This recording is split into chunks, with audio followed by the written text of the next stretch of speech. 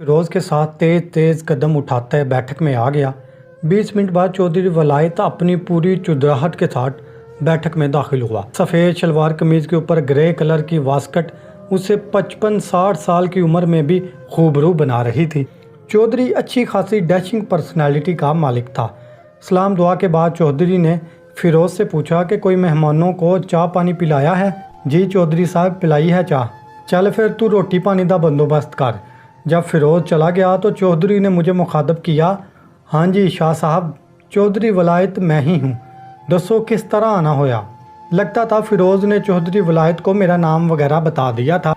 चौधरी साहब, मुझे समझ नहीं आ रही कि आपसे बात कैसे करूँ, लेकिन करनी तो है, इसलिए बेहतर है आपका वक्त ज़ाया ना किया जाए। जी शाह साहब, तुसी खुले मत्थे गल करो। चौधरी वलायत ने खुश इखलाकी का मुजाहरा किया, लेकिन अगले ही लम्हे चौधरी का चेहरा स्याह और आवाज़ बहुत सख्त हो गई। चौधरी साहब, हम कराची से आए हैं, सिदरा के बारे में बात करनी है। मैंने कोशिश की अपनी आवाज़ नॉर्मल रखूं, लेकिन इसके बावजूद मेरी आवाज़ तलख हो गई। शाह जी, चाय पी ली है आपने? वो आप पे हलाल है। सैयदजाद का एहतराम ना होता तो आपका हशर कुछ और करते, इसलिए बेहतर है कि आप अब चले जाएं। चौधरी ने गुर्राते हुए कहा। चौधरी साहब, मैं कराची से आया हूँ बात करने के लिए, आगे आपकी मर्ज़ी। अगर सैयदजाद का वाकई एहतराम करते हैं तो बात पूरी सुन ले। मैंने यही मुनासिब समझा कि चौधरी को तैश दिलाने से अच्छा है तहम्मुल से बात की जाए, क्योंकि इस तरह उसे बात समझ आने का इम्कान ज़्यादा थे। शाह साहब, एहतराम तो तुसी इत्थे बैठे हो। चौधरी की आवाज़ काफ़ी सख्त थी। तो फिर थोड़ा जिहा एहतराम होर करके चाचा जी गल सुन लो, कोई नहीं खा जाना उसी तहानू। मेरे जवाब से पहले ही फैज़ान ने चौधरी ही के लहजे में जवाब दिया। ओ चाचा जी ज़रा सोचो, अगर उससे। मेरे जवाब देने से पहले ही फैज़ान ने चौधरी के लहजे में जवाब दे दिया। ओ चाचा जी ज़रा सोचो, अगर असी कराची तो तुहाडे पिंड तुहाडे घर तानू मिलन आ सकते हाँ, तो फिर ये भी दिमाग विच रखो कोई सबब साडा भी होना है। इस वास्ते यह गल बार बार ना दसो कि इत्थे बैठे ना हुंदे। भाईजान की गल इज्जत नाल सुन लियो। फैज़ान ने अच्छे खासे जारहाना अंदाज में चौधरी को आड़े हाथों लिया। मैं तो फैज़ान की पंजाबी बोलने पे ज़्यादा हैरान था। फैज़ान, तुम चुप करो, चौधरी साहब बड़े हैं, इनका एहतराम करना फ़र्ज़ है हम पे, अब तुम मत बोलना बीच में, मैंने फैज़ान को डांटते हुए कहा। जी भाईजान, बेहतर है मैं नहीं बोलता अब।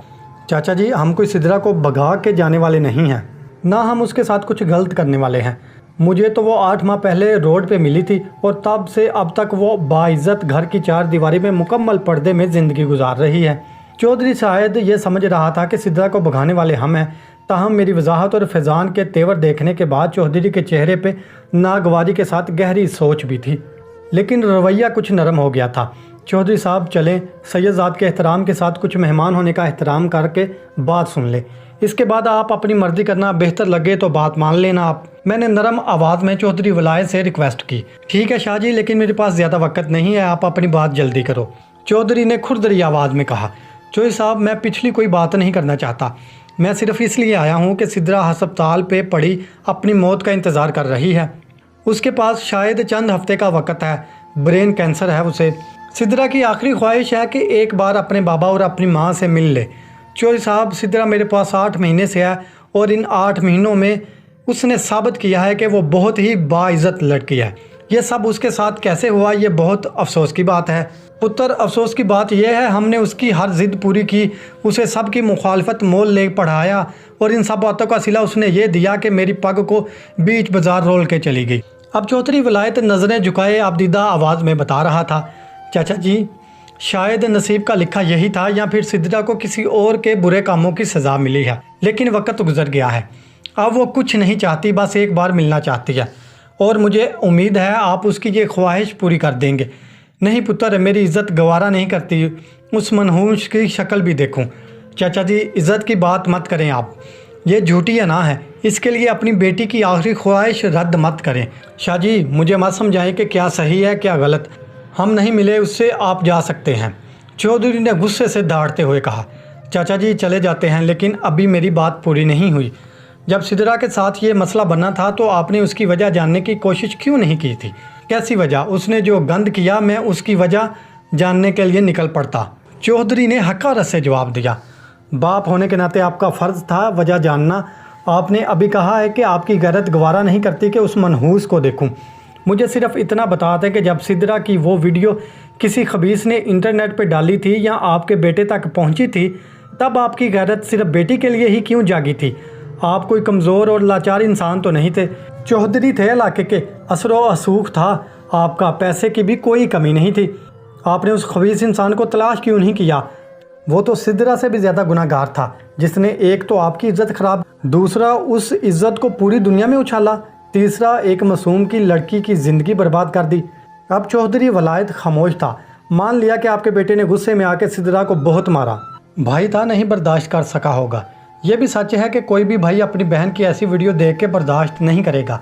लेकिन चाचा जी, जब वो सिद्रा को मार चुका था तब आपको एक बार सिद्रा से पूछना तो चाहिए था कि यह सब कैसे हुआ, या अपनी बीवी को कहते कि सिद्रा से पूछो वो खबीस इंसान कौन है।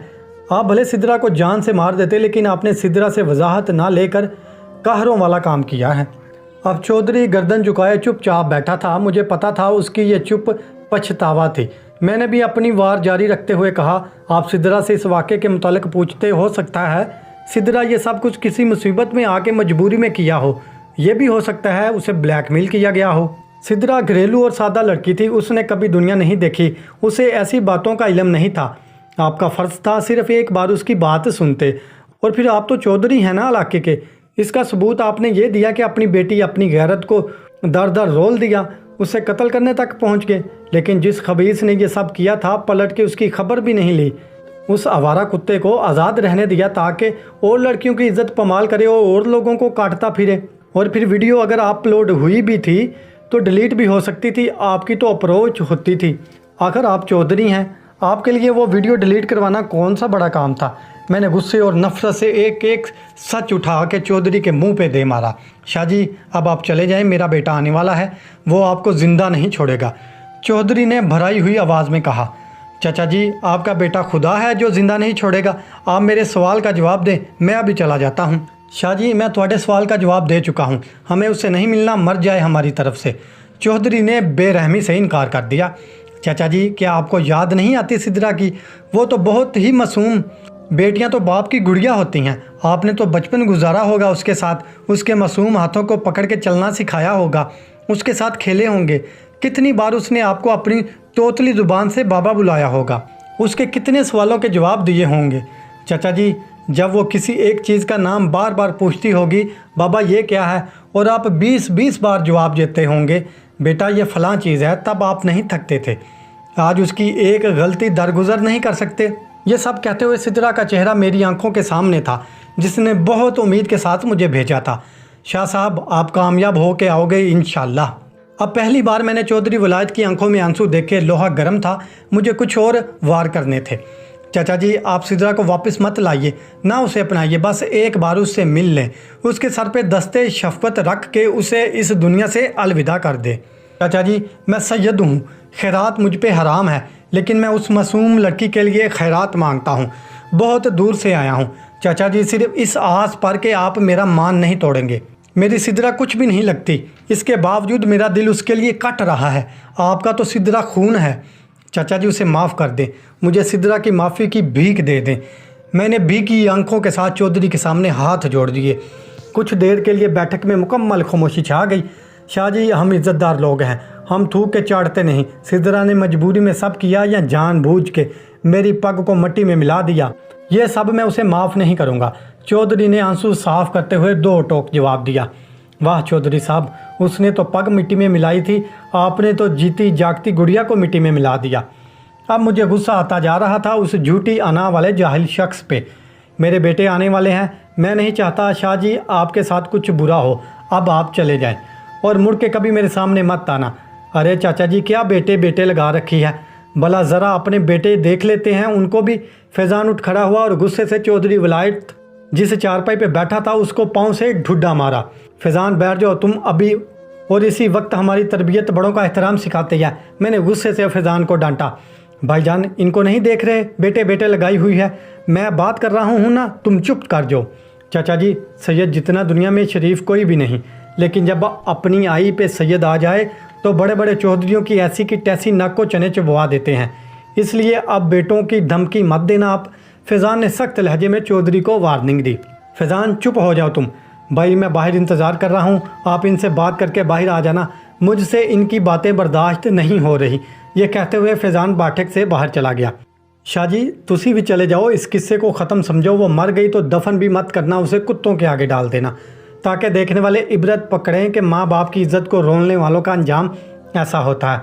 चौधरी ने हकारत से कहा, ठीक है चाचा जी हम जा रहे हैं, 2 एहसान कर देना मुझ पे। मैं उठते हुए कहा, शाह जी सिद्रा से मिलने के अलावा कोई बात है तो बताएं। चौधरी ने भी उठते हुए जवाब दिया, चाचा जी आप सिद्रा को ना मिलें ना उसे अपनाएं, लेकिन बस इतनी गुजारिश है कि उसे दिल से मुआफ़ कर दें।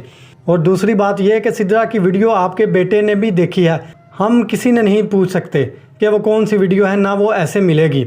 आप अपने बेटे से पूछ के बता देना कि उन वीडियो की डिस्क्रिप्शन में क्या टाइटल लिखा हुआ था, ताकि हम उन वीडियो तक पहुंच के डिलीट करवा सकें। शाह जी माफ़ तो मैं सिद्रा को नहीं करूंगा, उसने मेरी दुनिया की गंदी की है, अब उसकी आखिरत भी गंदी होनी चाहिए। दूसरी बात मान लूँगा, कोशिश करूँगा मिल जाए जो आप कह रहे हैं, वो मुझे नाम लिख कर दे दें, आपको क्या चाहिए। चौधरी ने माफ़ी देने से इनकार करके दूसरी बात मानते हुए कहा, मैंने अपने विजिटिंग कार्ड के पीछे मतलूबा मालूमात का नाम लिख के चौधरी की तरफ बढ़ा दिया। चाचा जी जो चाहिए लिख दिया है, और ऊपर मेरा नंबर भी है, इस पे कॉल करके मुझे बता देना। और कभी आपके दिल में बाद में भी अगर रहम आए और आपका दिल बेटी से मिलने के लिए तड़प जाए तो ज़रूर बताइएगा, लेकिन 2 वीक से पहले उसके बाद आपके पास सिर्फ पछतावा होगा। अल्लाह हाफिज़ चाचा जी।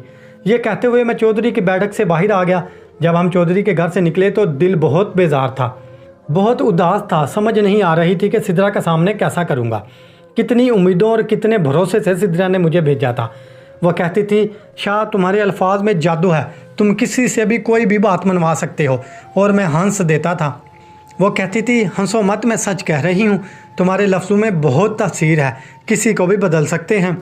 उसे बताऊँगा जिन लफ्ज़ों को तुम जादू कहती थी, जिन लफ्ज़ों की तासीर तुम्हें लगता था किसी को भी बदल सकती हैं, वो सारे लफ्ज़ आज एक झूठी अना वाले शख्स से हार गए थे। मुझे वाकई समझ नहीं आ रही थी कि मैं मरती हुई लड़की की इस उम्मीद को कैसे तोड़ दूंगा। दिल बड़ा ही बोझल था, घबराहट हो रही थी।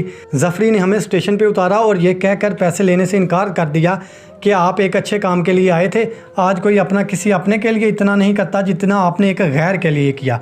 गाड़ी 2 घंटे बाद आनी थी, हम टिकट लेकर वेट कर रहे थे। फैज़ान भले ही लाल पीला और लापरवाह था, लेकिन वो भी बहुत अफसुर्दा था कि चौधरी को ऐसे नहीं करना चाहिए था। हमें स्टेशन पे आए हुए कोई 1 घंटा हो चुका था। मैं बेंच पे सर झुकाए बैठा था जब किसी ने मुझे अस्सलाम वालेकुम शाह जी कहा। सर उठा के देखा तो वो फ़िरोज़ था। फ़िरोज़ तुम, मैं समझा शायद चौधरी के दिल में रहम आ गया हो। क्या चौधरी मान गया? फ़िरोज़ मैंने एक आस के तौर पे पूछा। नहीं शाह साईं, वो नहीं माना। फिर क्यों आए हो तुम? शाह साईं ये कुछ भेजा है चौधरानी जी ने सिद्रा बाजी के लिए। फ़िरोज़ ने एक कपड़े का झोला मेरी तरफ बढ़ाया। क्या है इसमें फ़िरोज़? शाह साईं खुद देख ले। मैंने झोला पकड़ के उसकी गांठ खोली। एक चादर थी जिस पे हाथ से बहुत नफीस काम हुआ था। एक छोटी सी गुड़िया थी, एक सिल्वर के डिब्बे में देसी घी की पंजीरी थी और 3000 रुपये। मैंने आंसू रोकते हुए फ़िरोज़ से पूछा, ये किस लिए है? फ़िरोज़ अब हिचकियाँ ले कर रोने लगा। शाह साईं चौधरानी जी का हुक्म है, ये चादर जब सिद्रा की वफ़ात हो जाए उसके ऊपर डाली जाए। ये गुड़िया सिद्रा बाजी की बहुत पसंदीदा गुड़िया है। चौधरी जी ने जब वो 2 साल की थी तो उनको खुद बना के दी थी। सिद्रा बाजी इस गुड़िया से बहुत प्यार करती थी। सिद्रा बाजी को देसी घी की पिंजरी बहुत पसंद थी। चौधरानी जी उनके लिए बहुत भेजी है। फ़िरोज़ ने रोते हुए मुझे बताया। आंखें तो मेरी भी भीगी हुई थी, लेकिन हौसला कर रहा था क्योंकि मैं कमज़ोर नहीं पड़ना चाहता था। और फ़िरोज़ ये पैसे किस लिए? शाह साईं बच्चे बड़े भी हो जाएं तो माँ बाप के लिए बच्चे ही रहते हैं। जब से सिद्रा घर से गई थी चौधरानी जी पे बहुत जुल्म हुआ। उन पे तशद्दुद के अलावा रुपया पैसा सब उनसे ले लिया गया। ये 3000 रुपये चौधरानी जी पिछले 11 महीनों में 20, 30, 50 करके जमा किए और मुझे कहा कि ये ले जाओ और मुस्तफ़ा पुत्र को दे के आओ और उनसे कहना कि सिद्रा को दे दे, वो कोई चीज़ ले लेगी। माँ हो, बेटी के लिए कुछ नहीं भेजेगी तो उसे बुरा लगेगा। ये कहते हुए फ़िरोज़ चादर में अपना मुँह छुपा के रोने लगा और अब मेरा ज़ब्त भी जवाब दे गया। आंसू रुकने का नाम नहीं ले रहे थे। माँ तो माँ होती है। सिद्रा की माँ को क्या पता था कि उनकी बेटी ने पिछले 8 माह में 4 लाख से ज़्यादा पैसे कमाए थे, मगर माँ के लिए तो वो अब भी गुड़िया थी और इसीलिए 10, 20, 50 से इकट्ठे किए हुए 3000 रुपये भेजे थे कि बेटी कोई चीज़ ले लेगी। इन पैसों की मेरे लिए कोई वैल्यू नहीं थी और ना मैंने पैसों की कमी आने दी थी सिद्रा को, बल्कि उसने खुद मेरे पास बहुत से पैसे जमा करवा रखे थे। लेकिन मुझे पता सिद्रा के लिए ये पैसे दुनिया के ख़जानों से बढ़ गए हैं।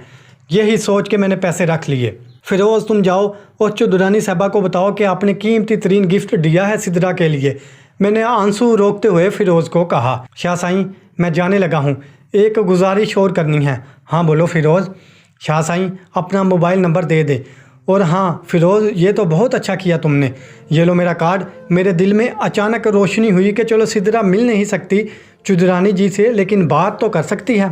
फिरोज़ नंबर लेके चला गया, लेकिन मुझे बहुत उदास कर गया। माँ की मोहब्बत वाकई रब का रूप है।